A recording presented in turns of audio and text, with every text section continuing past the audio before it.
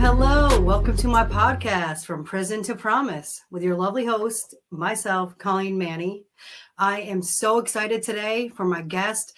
This man has been personally inspirational to me. When I began my journey as a recovery coach, he was put in my life and he was the director of the program. And when I found out, I want to get too ahead and share his story. But when I found out his journey, it empowered me. It gave me a little more confidence, a little more boost in that, God can take the worst case scenario again and now, and make it into such a beautiful, like the mess, and turn it into a message. And so without further ado, I'm excited and honored for Tommy C to be my guest today. And I hope it inspires, encourages anybody out there that's struggling, that there's no depths that you can't go to and come back and come out and be successful. Good morning. How are you? Hey, Tommy C. Thank you so much for taking the time out. And I just want to take the time too to thank you for just being that inspiration to me. And I might not have told you enough, but I'm so thankful that you were my first director of the program. You taught me so much. You empowered me. And what I love about you is that you're real. You are real. You're the real deal. You live what you talk about. You live it. There ain't no phoniness about you. You're upfront. You're honest. And that's why so many people, when they meet you, they're empowered by you because you give it to them straight. And I love that you're a straight shooter. But again, like I've never seen you, not live out what you share in your story. And so thank you. And I can't wait for everyone to hear your story today. And without further ado, the floor is all yours, Tommy C. Okay, so I guess I just tell my story, right? So I have to tell you that, if you asked me 13 years ago if I'd be sitting here on a podcast with Colleen, doing this, I would have bet my life against it, because 13 years ago, there was no hope in my life. There was a giant hole in my soul and there was nothing there. Like I was just like a walking zombie. I did not want to live. I was too scared to die. Like I was in a really, really bad place. And so my story is, there it is, right? So I was born in 1971, a long time ago. And I grew up in Queens, New York, in Ozone Park. It was a very tough neighborhood and a very tough family. Like things were way different than they are today. Everything was handled, with the fist, and to this day, when things get loud, I still, I'm waiting for the fist to stop flying. So I don't know if that stuff ever really leaves you, but we learn how to live with it. I had 4 older sisters, an older brother, and it was the 70s. So times were, they were wild back then. And the closest in age to me was 6 years older. So I learned how to be a chameleon at a young age, because it was always, go away, kid. You're too young. Get out of here. So I learned how to be in a room, but not be in a room. So to not be noticed. And that was something that became a very strong asset of mine that got me through life for a really long time. And, like I said, I watched all my sisters partying and everything, but they, it was a different thing for them. I seen them going out on the weekends, but to me, that's all I seen. To them, it was just, normal stuff. They didn't have no problem like me. They moved on and lived their life, normal, stuff. But to me, all I seen was, I want to go, live, wild. And, I hated the taste of booze at a young age, but I would drink 7-Up and spin around and act like I was drunk, so I always wanted to be something else from a young age. At the age of 9, 10, and 11, things happened in my life that became my song for a long time. If you have my life, you'll be doing what I'm doing too. When I was 9, my grandfather died from cancer. When I was 10, my mother had a massive heart attack that put her in a bed, and my grandmother had a stroke that put her in a bed where she couldn't speak or walk or nothing. 4 days before my 11th birthday, my mother, I watched my mother die. She had another massive heart attack right in front of us. And, I watched her take her last breath. And when people say time heals all wounds, I don't believe that, because, this is 40 years later and I could still go back into that room and see everything, perfect, clear. And it's, again, I think we learned how to live with it. And I didn't learn how to live with that for a really long time. My father got remarried pretty quick. Within a year, he was, remarried, and, the stepmom came on the scene, and, she's a stepmom. She wasn't my mom. So, we didn't see eye to eye, and it took a while, it was it was tough. And we moved from Queens, New York to upstate New York in Orange County. And, it was, then my grandmother died that same year that we moved. So the three people I loved the most passed away. They died. My father got remarried and had a new kid along, that was coming on the way. So all my sisters were out of the house already. And, my brother was out. They were all out. And it was just me kind of stuck in the middle. And I was getting picked on where I moved. So I did not fit in. And I hated life, man. Oh, it was so horrible. I was just kind of out there floating. And I was mad at God, the world, everybody. I was cursing everything. I was so angry. And becomes kind of the theme of my life. Just a lot of anger in my life. Mm-hmm. At the age of, I started probably smoking weed probably at about 12 years old. And my brother came along and smoked with me. And, I had mimicked it before, but I didn't know what I was doing. It didn't work. But the first time I got high, it was instantaneous. I love this. I'm going to do this the rest of my life, And it just took away everything. It felt so good. And it was, became my friend, my best friend, I'd have to say. And, I advanced very quickly. It was nothing slow with me. It was a little bit on the weekends. I right off to the races as much as I could all day, every day. And I seen people selling it in the city, my brother, all that stuff. So I seen, okay, this is how we pay for this. And I started selling, drugs. And when I started that, something magical happened. I stopped getting picked on in school, and I started becoming, it gave me that image and that sense of power. And I chased that the rest of my life. And it got me in a lot of trouble. And,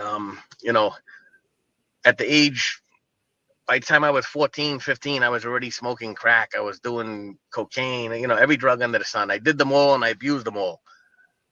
I started doing burglaries at a young age, and that same feeling, that sense of power and all that stuff. And it was very, very enticing to me. Selling drugs and doing burglaries to me was just as much as a high as any drug I ever did. And, I chased that feeling for a really long time.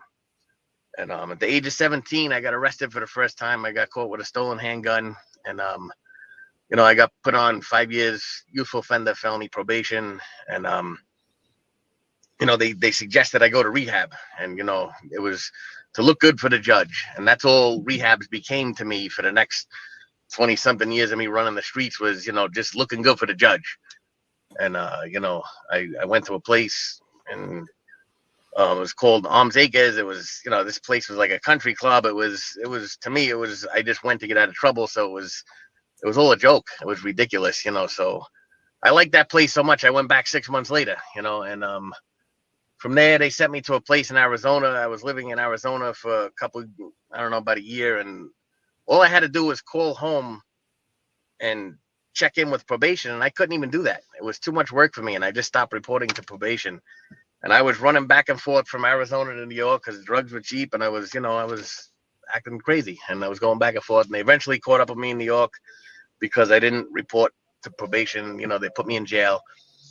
I was in there for a couple months, and then they asked me if I wanted to go to another program. And of course, I go to a program, so I didn't get violated. So they sent me to a place in Schenectady called the Bridge Center. And this was a TC, a therapeutic community. And I lasted there about 9 months. And, those places, they don't do them no more. They were very tough. It was those places where you go outside and sweep the sunshine off the street. And their whole philosophy was to break you down and rebuild you. And, and I took that as a personal challenge. They weren't breaking me down, And, I fought with it, and I lasted 9 months there, and they threw me out for fraternizing with the women. And, I didn't do it. It was the counselor's fault. It was always me pointing my fingers at everyone else, probation don't like me, this one, and that, it didn't, so I got thrown out. It was me. I did it all. And that was my whole thing. I could never take ownership for the stuff I did. It was always someone else's fault. I went to a homeless shelter in Schenectady, and to me, that's one of the hardest things for me to admit, because my pride, my ego was so strong that I had to live in a homeless shelter. Yeah. And I still don't, to this day, like admitting that I lived in a homeless shelter. And, but, I stayed there for a couple months, and then I got into another place in Albany. It was a runaway shelter for teens, and it was much more, money. You get your own room and, a better place. I had them fooled in this place, because by now I had several, rehabs under my belt. And I knew what to say, and, I had them fooled. But what's that saying? The only person we have fooled is ourselves, right? And I was signed up for college. I was working. They didn't know I was selling weed and doing burglaries and all that other stuff. But, they were going to hire me as a counselor at the time. This is how much I had them fooled. And, the next time I got arrested, there was no going to rehab to get out of trouble. This was the big one, and if you haven't been to prison, and the truest thing you'll see on TV about prison is when they slam that gate shut, boom, because that's, when they did that to me this time, I didn't know if I was getting out, because, a burglary went bad, really bad, and it was, not good. I heard someone, it was not good, not my proudest moment in life, and it was really, really bad. And, I winded up getting sentenced to 7 1/3 to 22 years in prison. And I spent my entire 20s in prison. I grew up in there. I turned 21. My whole 20s was in prison. And I went in a scared, scrawny little kid. I mean, I was scared when I went in there. Anyone who says they weren't, I don't know. Maybe you're not human, but it was a tough place. I learned how to become tough in there, but it's prison is just a dirty, dark, nasty, disgusting place. I don't know how else to describe it. It's I did drugs in there. I did everything I did in the street, except, the only lesson I really got in there was how to be a better criminal. And, like I said, I must have guardian angels that look out for me, because the situations that I got through, and, I'm still intact, and I don't know how I did. And like I said, it was nothing to do with me. And like I said, I learned how to do time over the years, and it was just, I don't know how to describe it, but it's just monotonous. It's a horrible place to live. And I was able to control my use while I was in prison, because if you don't pay, you're gonna get stabbed. I don't know how else to say it. So there's no way to really run, so you only do what you could pay for. So to me, it was kind of easy to control my use while I was in there. And when I mention the word addict and alcoholic, we all have an image as soon as I say it, because there's such a stigma involved. And when I was using, even when I was out on the street using, to me, an addict was someone who stole from family, and I never stole from my family. So I didn't feel like I was hurting no one. But when I got hit at my first parole board, I called home to tell my father I got hit. And, they gave me 2 more years, and he went crazy. I heard him scream, yelling, "These son," and he was, not so many words I could say here, but he was upset. And that's when I realized I was stealing from my family. I was stealing something from my family I could never get back.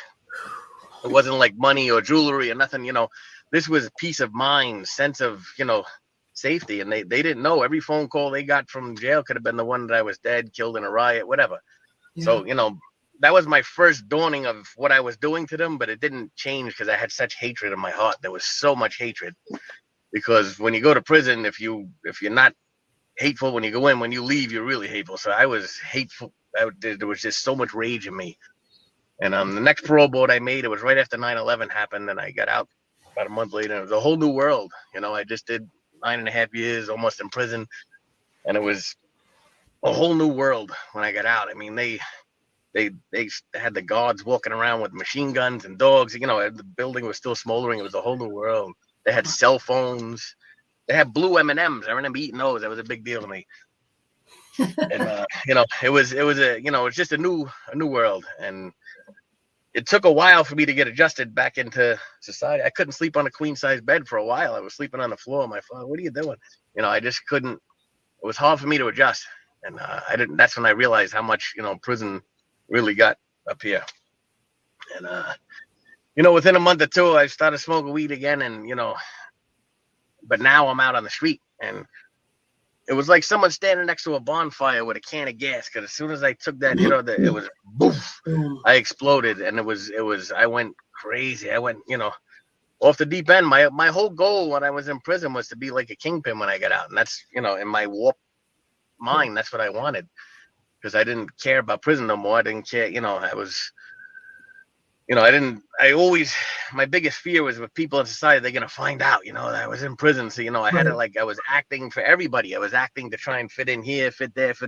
But that chameleon is what helped me do all this. And, oh no, this is a good guy, but meanwhile, I was doing crazy stuff. And, why I'm not back in prison for 100 years is only because whatever's watching out for me, and it's, I guess, different plans, right? And the thing I couldn't understand when I got out and I started doing all this stuff, I felt more trapped in my brain than I ever did when I was in prison. I was more of prison here than I ever was when I was in prison. And I couldn't understand that, but that's what the addiction is. And, you know, like I said, I went wild, and parole would catch up to me for like once a year.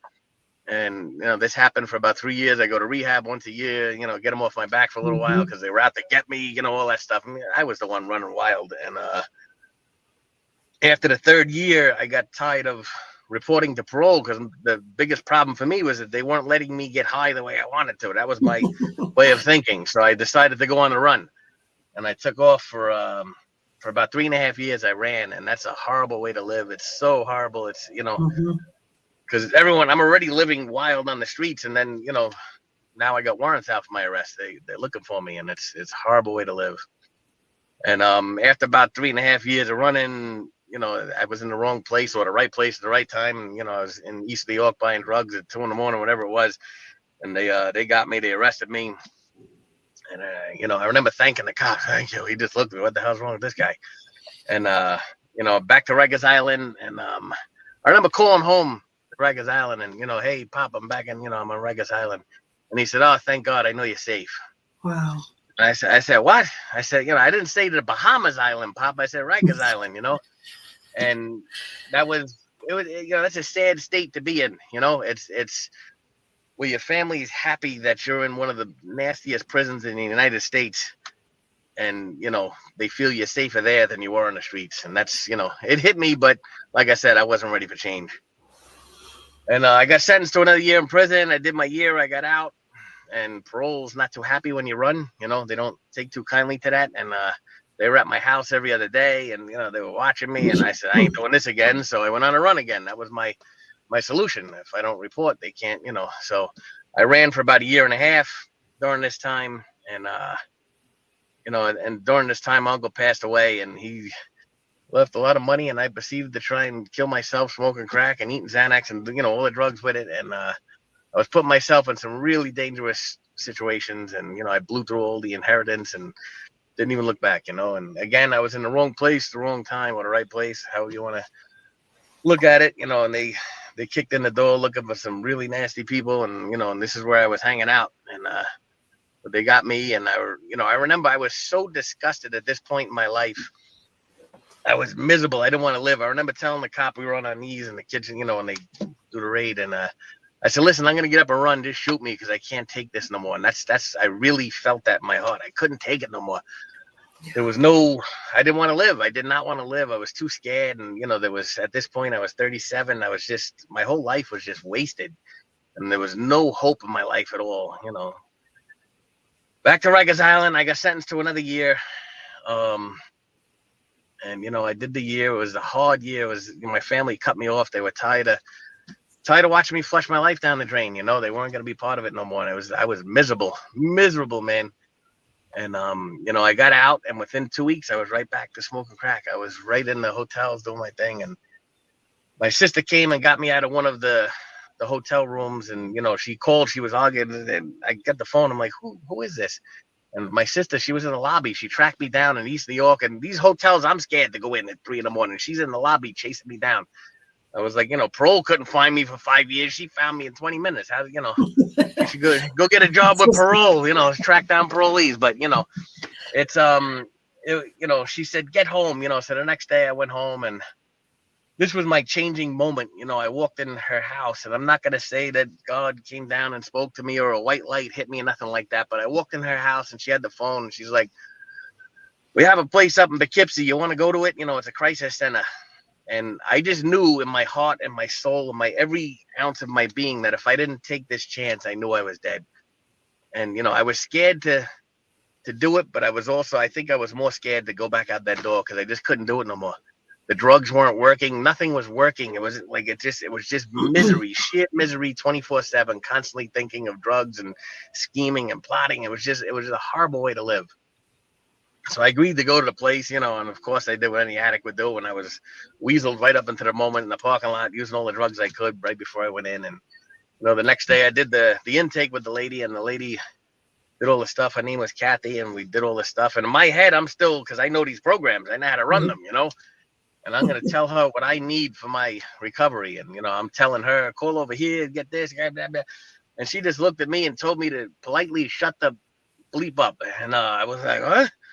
Who doesn't this lady know who I think I am? The ego came out, and then she held up the book that we just wrote, the intake, and she said, you just told me about half your life being in institutions and rehabs and homeless shelters and here, and you think you know what you need.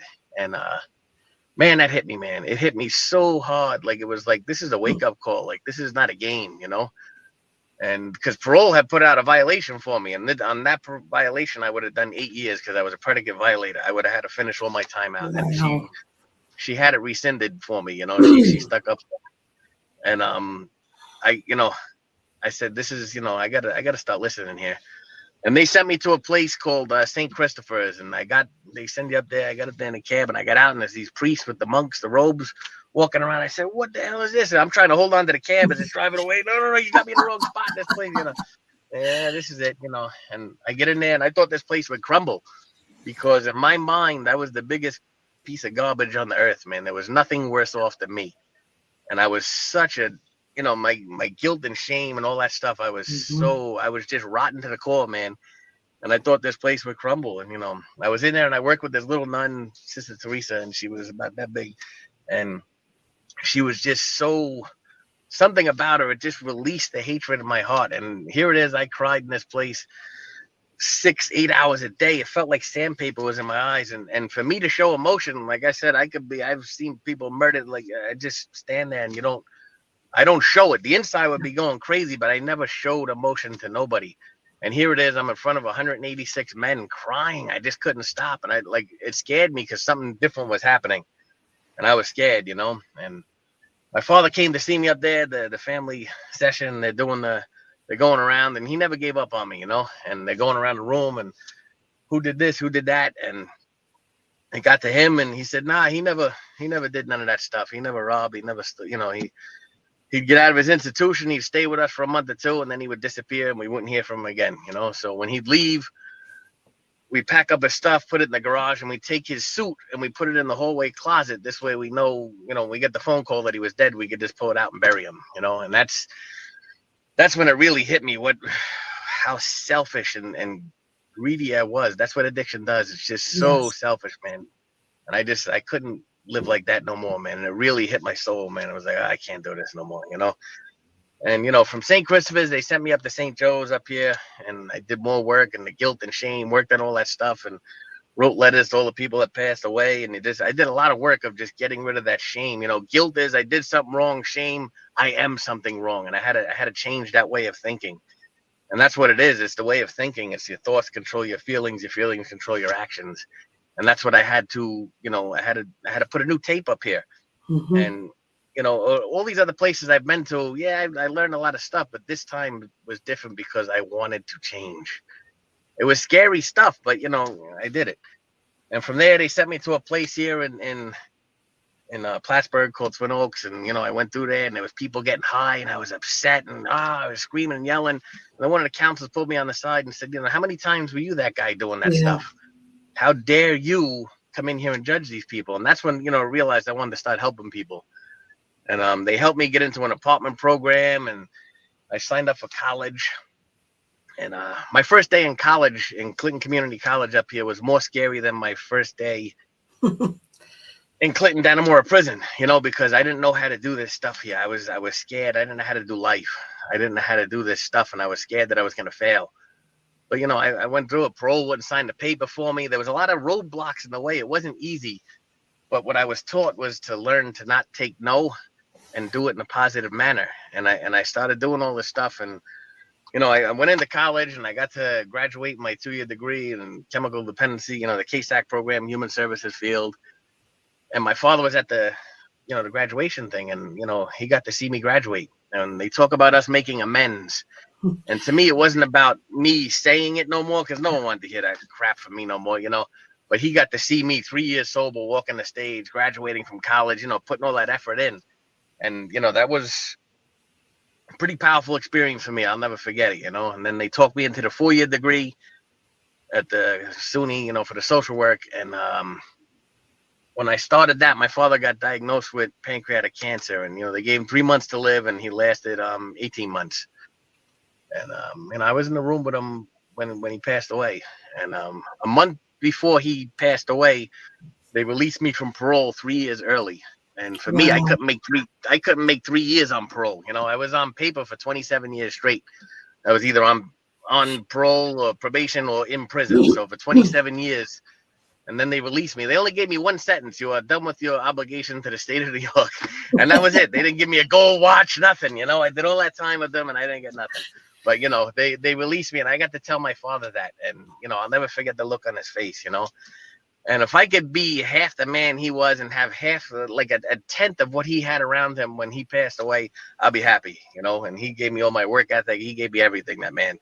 And, I got to be there with him. It was the hardest moment of my sobriety. I was clean about 5 years, but it was also the most dignified, respectful. I don't know how to explain that. I don't know the word to say, but I was there with him. We're all going to go there at some point. And, he knew that I wasn't in a prison cell. Yeah. He knew that I wasn't in a crack house, and he knew I wasn't in this prison here. He knew that I was free from that addiction, that constant fiending for that next hit. He knew that I was free of that, and we got to come to our peace. And a lot of people don't get that, and I got that, and I'm very grateful that that's happened. Like I said, in recovery, it's been about helping people. I got into working here at the place. I was coming to the outpatient so long at Champlain Valley Family Center that they got tired of seeing me in the lobby, and they just gave me a job. Go help somebody here, and I started working here, and I've been here for about 10 years now. I go to self-help meetings. I help people. I pulled back a little bit from that because it's kind of hard with the clients here. And it's, I've been doing the housing program for 10 years. You see a lot of people overdose. It's tough. I'm kind of building my own business. I'm getting into real estate. I got a couple properties. There's a lot of things that, I was always scared to do that I'm doing now. And sometimes I still look back and I'm like, is this really you? Is this people asking you for advice? Are you the one that, they're asking to come speak on a podcast? I go speak in the colleges. I speak in the high schools. And I try and keep my ego out of it because I don't know, I ask myself, why am I doing this? But I guess if someone could get something from it, then that's why I do it. And it's, because there's a lot of people that pass away with this stuff. And it's tough. It's really tough. And, everything in, recovery is, I will say the biggest thing that recovery has given me is that I'm no longer stuck in this prison. I'm not stuck here, and I don't react no more. I don't just, the hatred. Listen, I'm human. I get mad. You don't want to be behind me when I'm driving. You, as you know, when I drive, I can get a little wild. But I'm just free. I could go to sleep at night, and I'm not just stuck in that addiction. And that's the biggest thing I will say that recovery and everything has given me. And I believe in myself today. And there's always hope. If there's anything in my story, there's hope. I don't care how many times you fall, how far down you fall. There's so much hope with life. And there's so much, you don't realize how much you could help other people. And sometimes people come up and say things to me. I don't even remember seeing them. But they're like, you said this and it helped me change my life. And there's no credit to take on anything like that because I don't want to take that kind of credit because then when people die, you have to take that too. And I don't want to do that. I just want to be a decent human being and I just want to be there to help others. And that's pretty much my story. I mean, there's a lot more to it, but that's the short and condensed version. And thank you for having me and thank you for listening. Well, no, I thank you. And I'll take the time to share when I first met you. I came in, so I had finally taken the course to be a recovery coach, and I had shared my journey, my first podcast, but I went in to become a recovery coach, and during the interview, and here the director of the program, and you're the manager director of the housing program, and when I found out your story, that people were like, he's been to prison too, I was like blown away. You gave me hope, when I really didn't believe that this is possible to get a job doing this. I wanted to do this, but you made it possible. You gave me that hope. So when I was able to walk in there with that and face the director of the program and do the interview, because I was a nervous wreck, because I'm the same thing as you. I'm thinking, wow, I didn't want to really identify with going to prison. However, now I've capitalized on it because you, just like me, we've been through the living hell. So when we share this, the people that have like, they've given up, they're like, who's going to want to hire me? Who's going to want me? We can help break that mentality down and free them from the divorce prison, like you're sharing. And like, that's what you did for me that day. Without it, I hadn't even met you yet. People had told me, they're like, oh, did you know that Tom went to prison too? And I'm like, no, I didn't. And I'm like, and he runs the housing program. So I walked a little bit taller when I went into that interview, you know, and it gave me that confidence boost before I had even met you. And I don't think you even realize the power of your story, that people say, I want what he's got. Like, I want what he's got. And like, just you in the community, people know you as, you know, you're all about recovery, you know, and you're funny, you got a sense of humor, and you're real, and you're down to earth, but you work, you know what I mean? Like, you got that grit, you got that grind, that mentality that you use, like myself, to do the bad and all the bad things we did. We've now taken it and we put it to the good use. And that's why there's no limits. You know, there's no limits, because like you said, the internal talk, the self-talk, the being imprisoned, that when we finally did away with that, now we use it for the good. Like, there's no, when people tell us no, we'll find another way, because we don't accept no. When we know, like, that voice inside is telling us to do something, we don't take it in a negative way. We'll just say, okay, there's another way. Watch me do it. Watch me do it. Because now that we've changed our life, and it's just, it's mind blowing to me how we are just really empowering other people that literally have given up. They've given up because everyone else gave up on them. So when they come and hear a story like yours, they say, wow, if he could go through all that, you know, I wanted. And then the next thing is, like you've always shared, every time I've worked with you, you got to do the work. If the people are ready, and, you know, just like you said, we had to be ready to change. And once, but ones that are ready, I've seen you go above and beyond to help them come develop a program to change. And so, like you said, you've taught me many things. Like, if you can't say that you saved this person, because you have to take the bad if they fall. And, you know, but what you do though, is you shine the light. You're a pillar in the community, and everyone knows you, and you just don't realize, I don't think you realize how powerful your story is when people see you. You know, like, they just know you as Tommy C, but they see recovery. And like I said, I'll say it over and over. You live it. The biggest thing is that they're watching, they're looking, they're always looking to see, hey, is this person really sober? You know what I mean? But they watch you, and you don't have to worry about what you do, because you know you're living right. And people see that. And that's what makes everyone say, I want that too.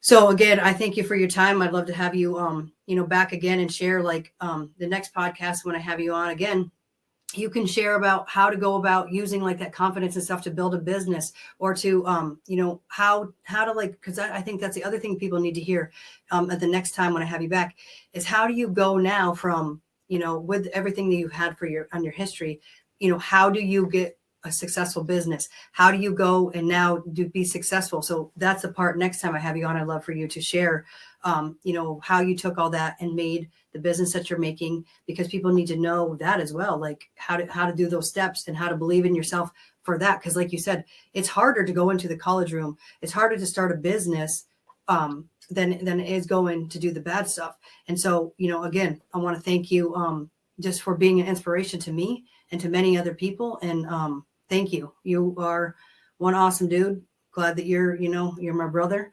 And thanks again for your time. If anyone, you know somebody that needs to hear this story, that they've given up on, you know, a family member, you know, Tommy's story is powerful. Like, share, and subscribe, and make sure to send it to somebody. You know, that just this listening to this could be the defining moment where they say, you know what, I'm done. I want to change. I want to get help. So please like, share, and subscribe, and send it to somebody that you know that needs to hear this. And again, thank you, Tommy. And I'll see you again soon. Thank you. I'm honored that you even gave me the chance for this. Thank you. Thanks, man.